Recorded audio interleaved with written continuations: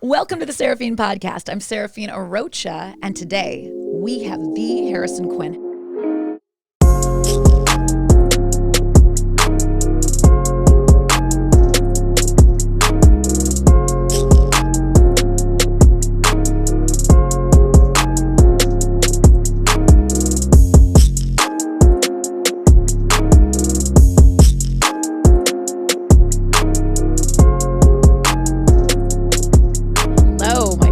How's it going? It's going well. Good. I'm so glad you are here. Thanks for having me in your third bedroom with padded walls. I mean, come on. It's full circle from the frickin' cave in Lawrence. I know. I frickin' love it. The thing that I love about Mr. Harrison, or Harry, as his wife, Kiri, likes to call him, is that he comes not only with a financial background that I'm going to really dive into today, but he also comes with a beautiful wife and lots of tequila. I can't tell you, these two bottles, no lie. There are stories behind these, and it'll be for another episode. We'll have to have a trip down memory road at some point in time. But I do love these because they really do kind of represent Lawrence us and us now, where I'm like, whoa, what the hell just happened? And there's a constant. It's the tequila. It's tequila.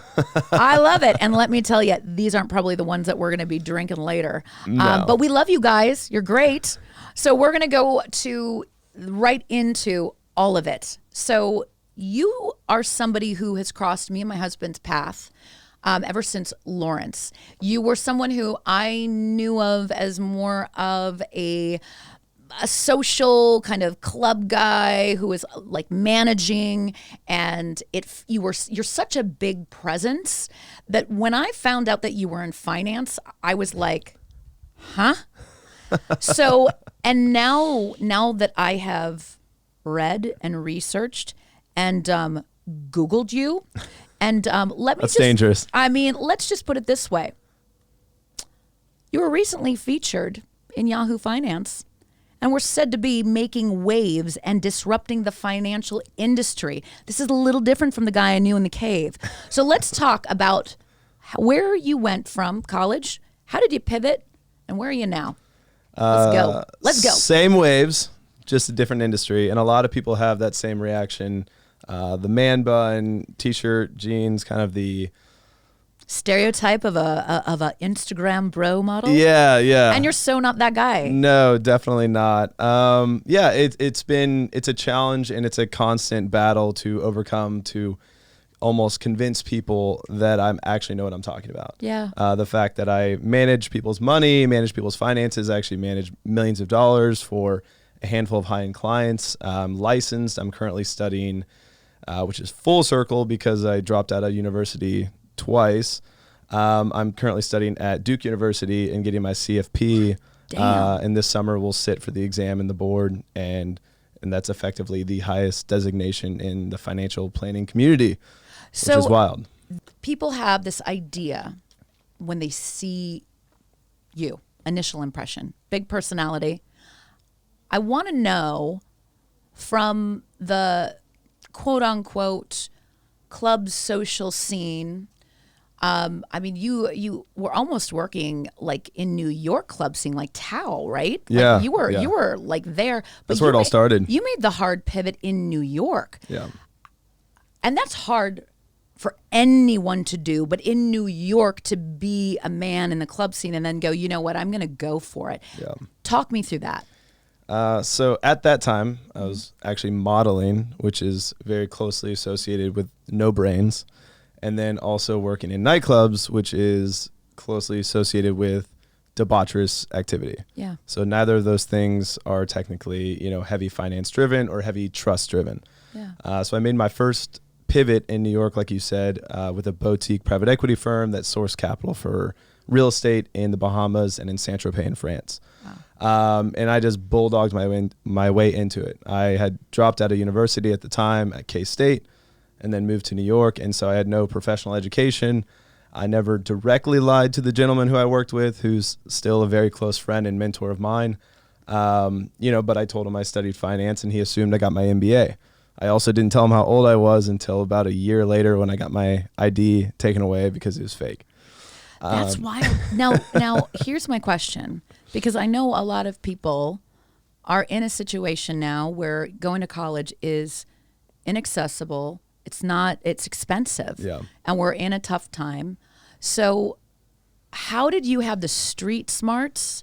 Did you have family that was good in it in the past, or was it something that literally you went and managed the club and then you went and learned it? And was it both? I mean, what was it? Yeah, so I believe that everything is around sales. So everything is sales and marketing, whether you're selling a product, a service, yourself. You're trying to attract the customer. You're trying to prove to someone else that you're better than the next guy who's selling or doing the same thing, whether it's nightclubs, a podcast channel to listen to and subscribe and like to right now. What's up? Drop. And so it's all selling yourself and selling the story and the relationship. And as social media continues to grow and everything becomes more transparent with, the people that we buy our clothes from, manage our money. Lady wink to the wife. I love it. And do everything for us, make our food, that we want to know the story behind that. Yeah. And I don't think I'd be able to do what I'm doing now 20 years ago, because it was just so cookie cutter. Yeah. And the fact that I'm able to be different and be independent and work with the people I want to work with, and I don't want to be everyone's financial advisor, nor could I handle that.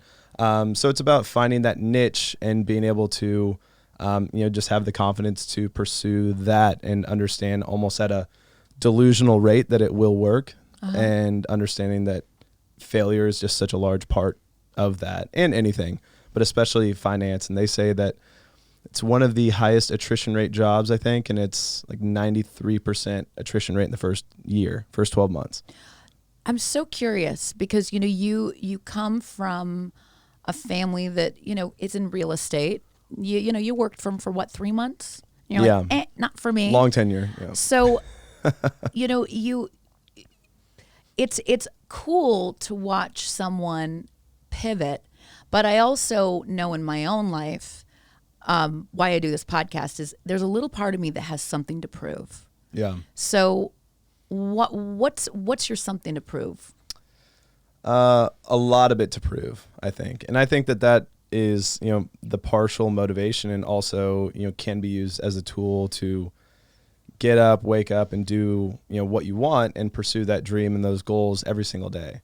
I think a chip on the shoulder is a great, asset on, it's a great, piece on your tool belt, on your little Batman tool belt, and I think that if you don't have that, you don't necessarily have that competitive edge. It gets you up in the morning. It really does. But sometimes I feel like it can get in my way, and I don't realize, I'm obviously I'm a little older than you, but what are you talking about? Come on now.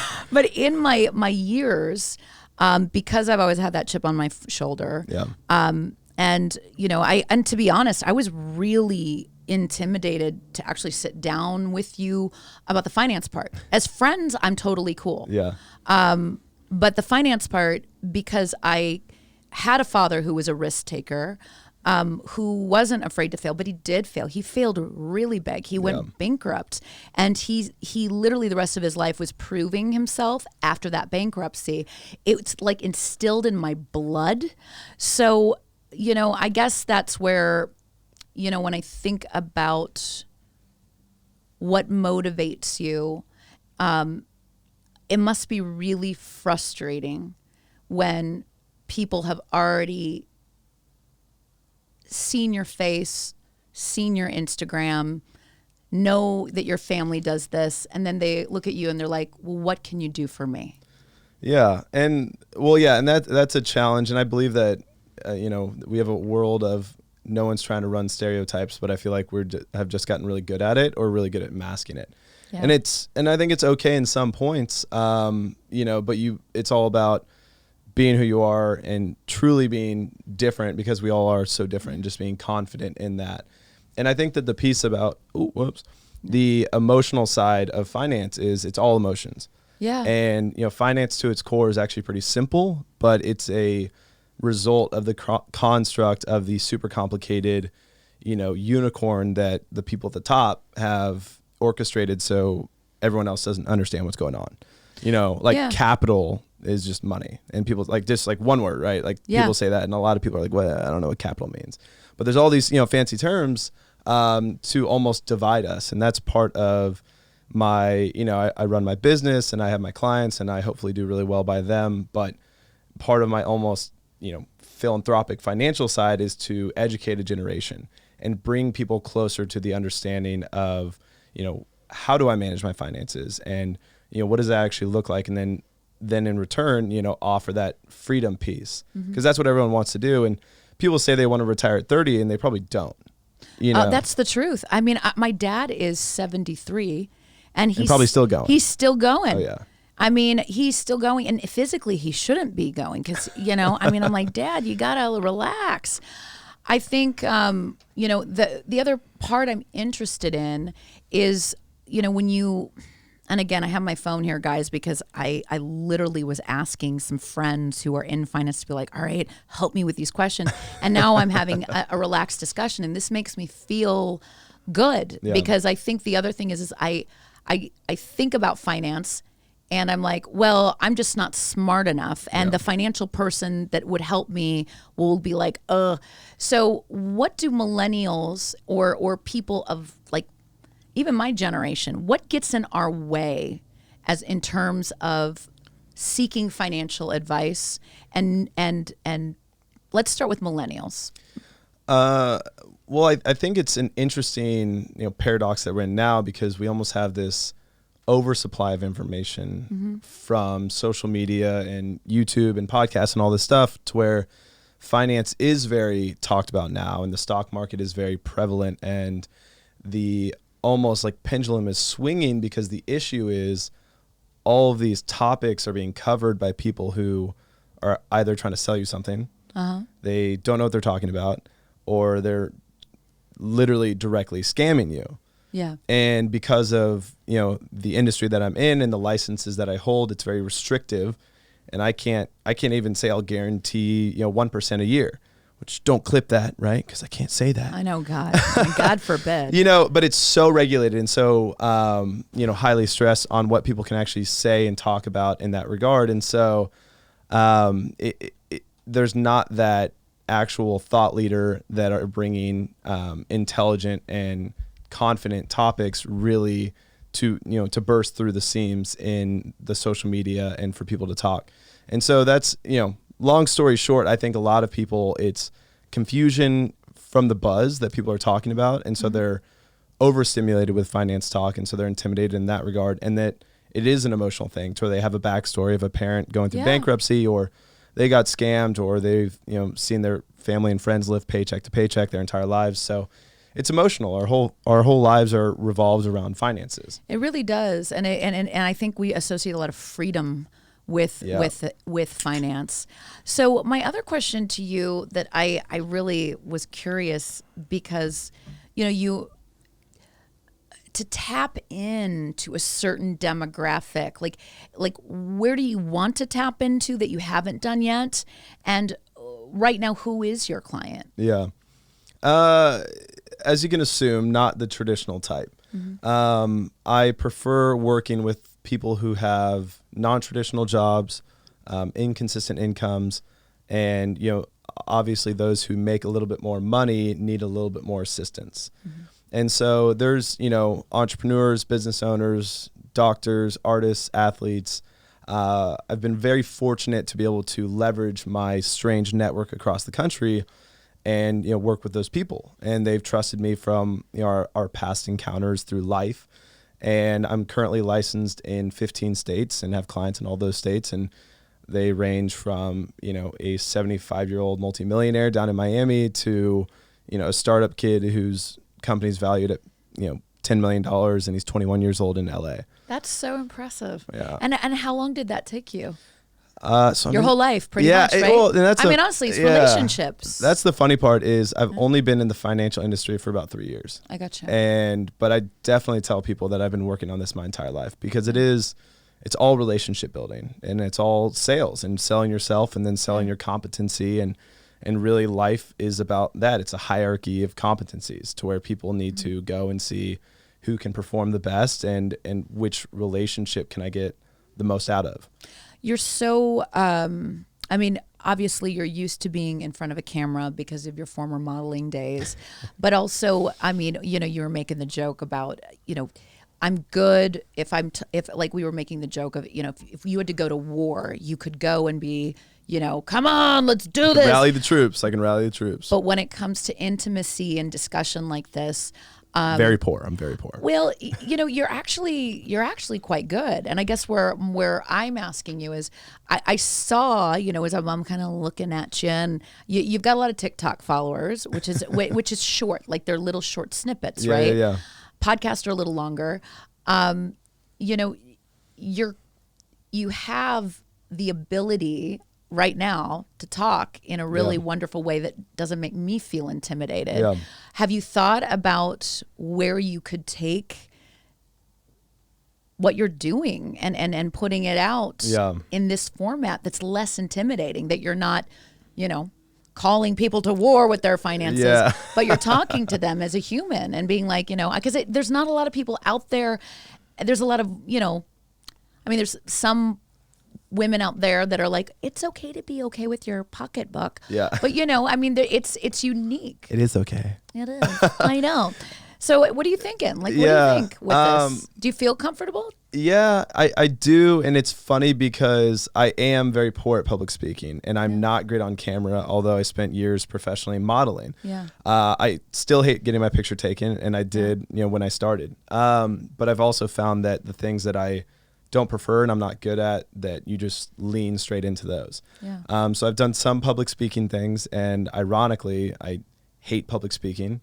Although at a party, like, I can be center of attention and kind of be loud and boisterous. Yeah. But when it's the club manager in you, I right? know, yeah, right? that's it. But when you put any sort of organization to it or Yeah. structure, I hate it. What do you think of social media and where it's going? I mean, because honestly, I feel like it's had a hard pivot. Yeah. And with a business like yours, it could put, you can be in vulnerable spots because,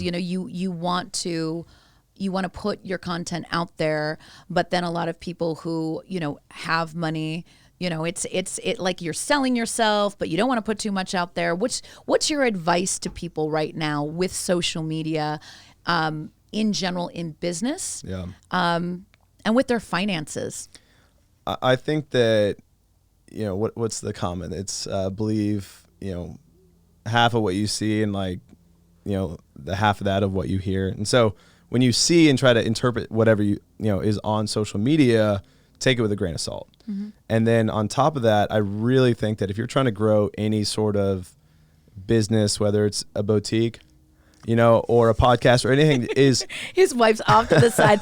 You guys who are listening and not watching, his wife Kiri is off to the side and he keeps winking at her and she's shaking her head like like me and Johnny. I love it. And but I think sharing your story to Yeah. where whatever it is and whatever you're comfortable with, letting people in, because again, the whole, and I hate to reference her name, some people love her, some people hate her, but the Kim Kardashian effect is they just put it all out there, and like we know how it started, so literally all out there. But people like that. They want 90% of people on social media are consumers. But they don't put it all out there. Well, they do and they don't. They are so controlled. And Yeah. I think the one thing we are learning now more than ever is that, and it will hurt you somehow. Mm-hmm. I think whether it's mentally or your business or your marriage or your empire, because there's not very many people who succeed putting it all out there. Yeah. I really don't know. I mean, the people who make it last start to hold things closer to the chest. And I'm learning it like more and more as I'm getting older. And I'm someone who wants to be honest with who I am and put myself out there. Yeah, I think it's more about being intentional and sharing your story than transparent. Yeah. And because you can control the narrative, because you can take people through your life and have it be, uber controlled on what you share it with intention and sharing your story. And whether you're training for a marathon or building a company or going to school or, an athlete or whatever it is share your story, but don't necessarily, go for the full transparency, because that can, bite you in the butt, I think. Yeah, there's so much more I want to talk to you about. And I want to know, before we close this segment of it, if you could offer someone right now just a nice little nugget of financial advice that's unique to you, that you're like, this, I wish I would have known this. Start early. Mm-hmm. So as early, whether you're early as 70 years old or early as 16, start early and have a plan. And so talk to someone who knows what's going on. There's a lot of good free advice, and there's a lot of people who will give you, some level of a free service. And so start early. So start saving, start investing early, and then have a plan. Have some sort, and that's with life. That's with anything else. Have a plan, have a goal, and then you can, adjust the trajectory from there. I hear you. Well, I would love to have you back on the podcast again. Of course. It's fun to get the feet wet. And I also, like I said, I was a little nervous myself to talk to you because I was like, well, if I don't really understand what he's doing, how am I going to actually present him and the excellence? Because you work hard. Yeah. You work hard, and both you and your wife, I think people misjudge a lot when they see beautiful pictures of beautiful people and they think everything's handed to and honestly, it's a grind. Yeah. And I appreciate that. Yeah, thank you. No, it's everyone has their stuff, right? Yeah. Like the billionaire kid is worried about getting kidnapped when he travels international. Yeah. And then the kid who grew up in the ghetto is worrying about like where his next meal is coming from. Yeah. So different problems. Totally. Problems nonetheless. And yeah. Yeah.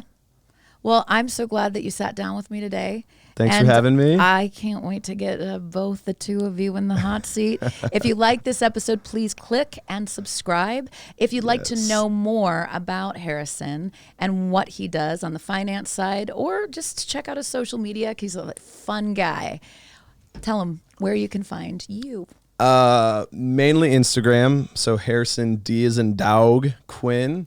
And then every other platform across is the same. So TikTok, we're trying to get the YouTube down, but man, this is a lot of work. It is. It's a lot of work. Yeah. But yeah, Instagram, TikTok, YouTube, all the good stuff. I love it. Well, thank you.